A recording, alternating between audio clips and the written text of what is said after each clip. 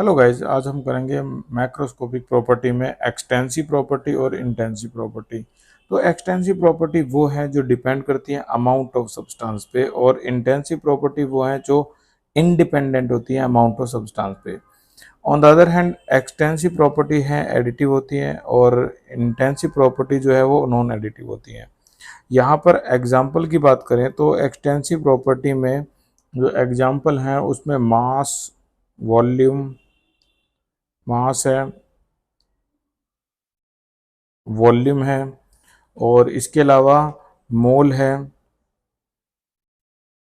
इसके अलावा आपका इंटरनल एनर्जी है, एंथैल्पी है, एंट्रोपी है, गिब्स फ्री एनर्जी है, और हीट कैपेसिटी है। ये सारी की सारी आपकी हैं एक्सटेंसिव प्रॉपर्टी।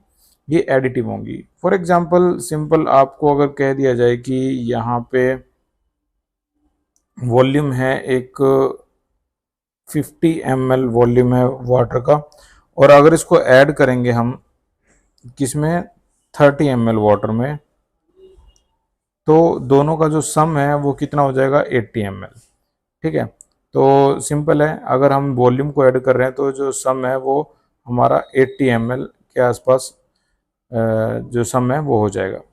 अच्छा, नॉन एडिटिव प्रॉपर्टी में जैसे टेम्परेचर है, प्रेशर है, ये हमारा मैं लिख देता हूँ, टेम्परेचर है, प्रेशर है। कंसंट्रेशन में बात करें तो मोलैरिटी है, ठीक है, और हमारा इसमें पीएच है, रिफ्रैक्टिव इंडेक्स है, ईएमएफ ऑफ द सेल है, सरफेस टेंशन है।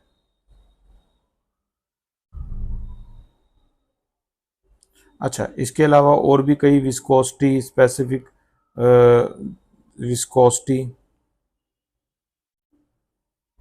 और एक स्पेशल आपको याद रखना चाहिए कि जब भी कभी स्पेसिफिक या मोलर वर्ड अगर आ जाए, स्पेसिफिक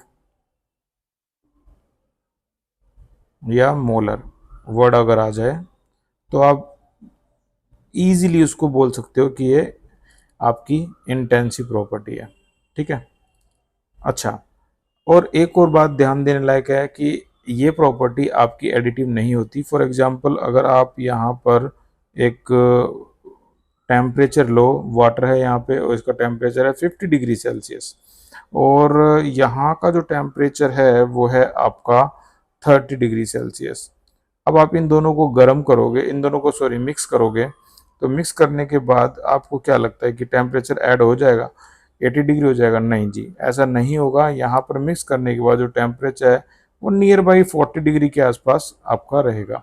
तो ये जो प्रॉपर्टी है हमारी, वो इंटेंसिव प्रॉपर्टी हैं जो आपकी ऐड हो सकती हैं, और इंटेंसिव प्रॉपर्टी आपकी ऐड नहीं हो सकती है। ठीक है। आगे अगर हम बात करें तो दो एक्सटेंसिव प्रॉपर्टी का, ये आपका एक मोस्ट इम्पोर्टेंट टर्म है, मोस्ट इम्पोर्टेंट, कि दो एक्सटेंसिव प्रॉपर्टी को अगर आप डिवाइड करोगे तो आपकी क्या बन जाएगी, इंटेंसिव प्रॉपर्टी बन जाएगी। फॉर एग्जांपल अगर मैं आपसे कहूँ नंबर ऑफ मोल और वॉल्यूम को हम डिवाइड करेंगे, तो जो हमारी मोलैरिटी आई है, ये मोलैरिटी हमारी क्या है, इंटेंसिव प्रॉपर्टी है। नंबर ऑफ मोल क्या है, एक्सटेंसिव प्रॉपर्टी है। वॉल्यूम क्या है, एक्सटेंसिव प्रॉपर्टी है। तो दो एक्सटेंसिव प्रॉपर्टी को अगर हम डिवाइड करेंगे तो वो इंटेंसिव प्रॉपर्टी बन जाएगा। बाकी एग्जांपल्स जो हैं वो बहुत ज़्यादा इंपॉर्टेंट है इसके। ठीक है, तो वो ध्यान में रखने हैं।